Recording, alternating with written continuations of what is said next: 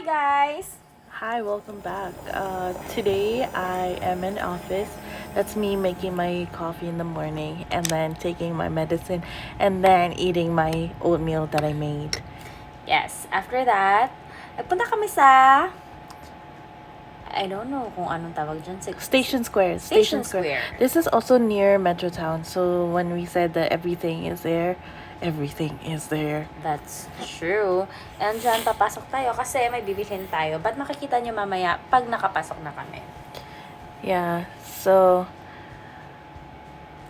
That's us going inside the elevator. this was after work, by the way. Yeah, Friday ba? Friday to, di ba? Friday ba to? Yeah, Friday yan, I think. Kasi nakapang... Oo, Friday. work Yeah. ako. Yeah, so we're going to PetSmart. Ayan, may mga directory at saka kung anong level pupuntahan mo dyan sa elevator. Lalabas kami dyan and straight na yan sa PetSmart. True. Yeah. Dati may kakilala ko, sabi niya, punta tayo ng Shaw Market. Tapos akala ko pupunta kami ng Shaw, yung sa cable. Shoe Market pala. Shoe Market pala. Kasi katabi ng PetSmart yung Shoe Market. But anyways, yes, nasa loob na tayo ng PetSmart and Cute! Ayan. tumitingin-tingin lang Water tayo. fountain yan for cats. For cats, yes.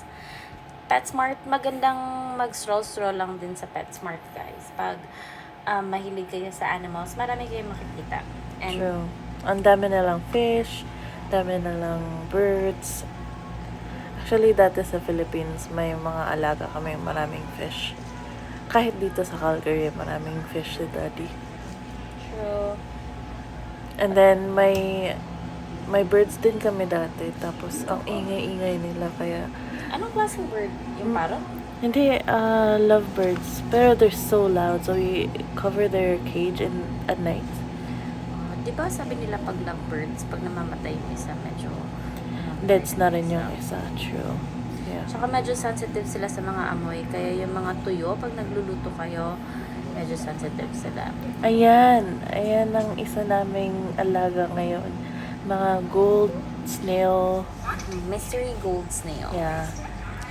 Siya nga pala guys, pumunta kami ng dollar store this time kasi Pumili kami ng fishbowl.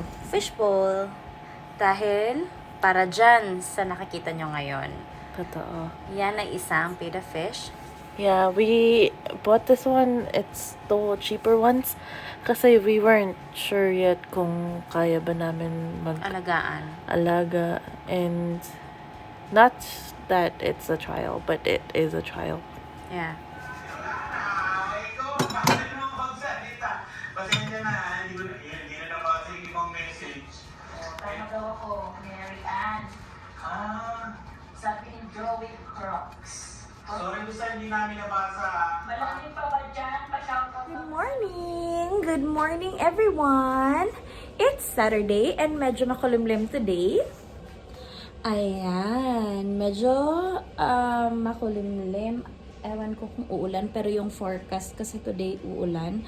So, mag-isa tayo sa bahay ngayon kasi nasa work si Kim dun sa second job niya. And so, nakapag-ayos-ayos na ako ng bahay habang wala pa kaming ginagawa today. So, nag-empty na tayo ng basura. This one is already empty. Natapon na yan kanina. And then, nakapag-load na tayo ng first load natin ng laundry. And then, kung ito, na-notice nyo to, medyo makalat because merong pet si Kim. So, ilang araw na din siyang nagsasabi na gusto niya talaga ng pet and now, napagbigyan na talaga natin siya. Ayan. May fish tayo, guys. It's a betta fish. And nilagay lang muna siya na, ewan ko kung nakikita niyo siya. Nakikita niyo ba siya? Ayan. So, nilagay lang namin siya temporarily dyan kasi wala pa tayong aquarium. Pero, medyo tinitaas namin yung temperature ng water kasi malamig. But anyways, today wala tayo masyadong ganap habang nasa work si Kim. So, magtitimpla tayo ng kape. Let's go. Okay, so habang maglo-load tayo ng kape, maglo-load na. Gagawa tayo ng kape. Ayan, maglo-load na tayo ng kape. Magtitimpla na tayo ng kape. Maglo-load ng kape. Laundry ang Yes, and nagto-toast din tayo ng breakfast. Nag-toast ng ng tinapay. Guys, sorry, pero yes, normally yan yung ginagawa namin ni Kim. Bago kami mag-breakfast or bago kami mag-coffee, umiinom muna kami ng vitamins namin. Pero this time, okay, tapos na tayo nakainom ng vitamins and naka-ready na yung kape natin, naka-toast na yung bread natin, and andyan sa gilid yung butter natin. Medyo heavy yung breakfast natin, no? Pero ganyan talaga, mahaba-haba ang araw natin. Heavy ba yan? Heavy kasi 2 slices of bread is equivalent to 1 cup of rice. Oh!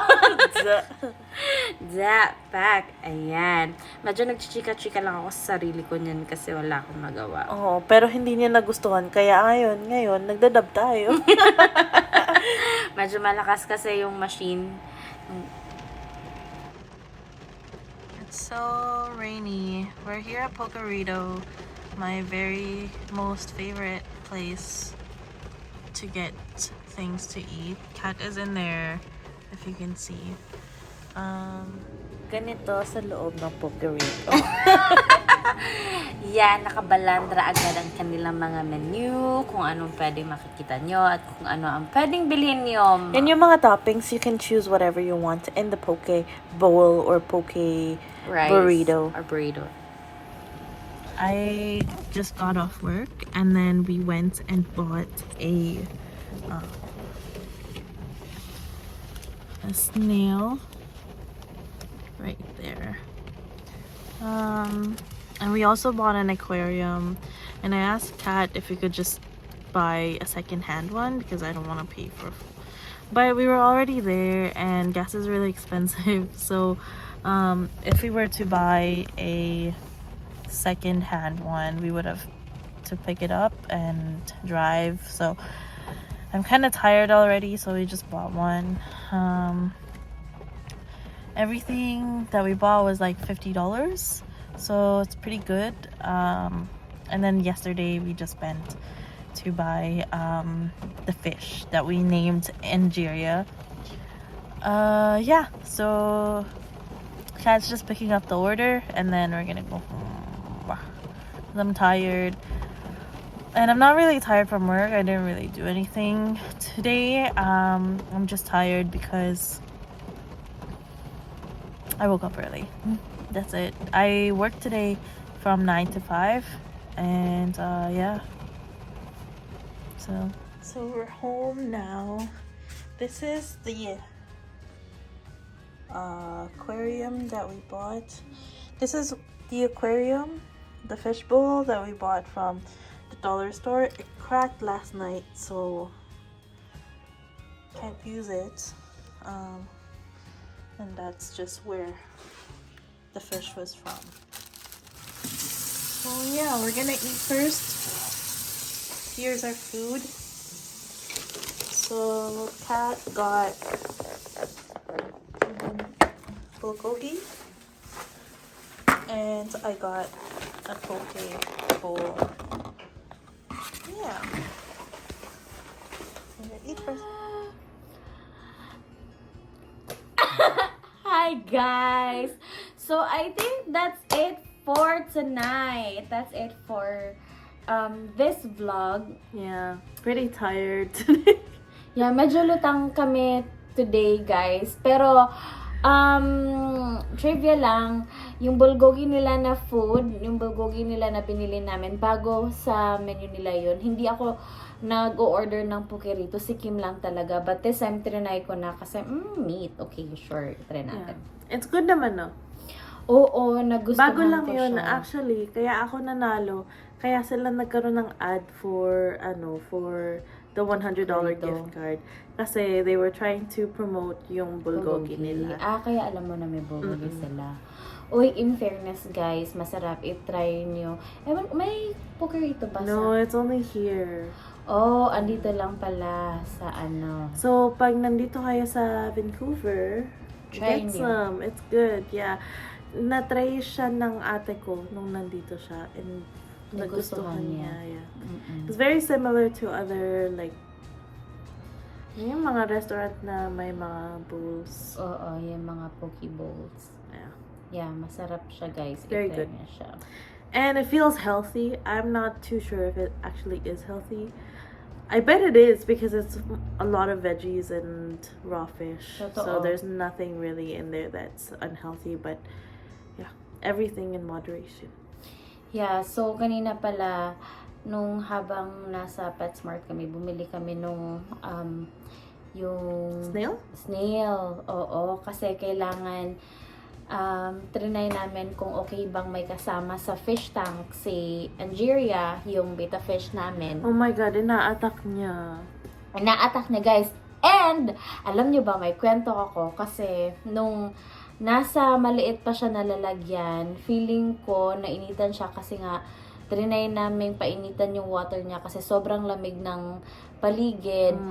Nainitan siya siguro, tumalon siya guys, medyo. Yeah, buti na lang, kasi malapit siya sa heater nun. Buti na lang hindi siya sa heater tumalon.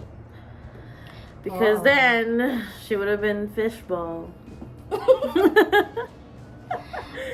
Oo, medyo ano pala sila, no? Medyo,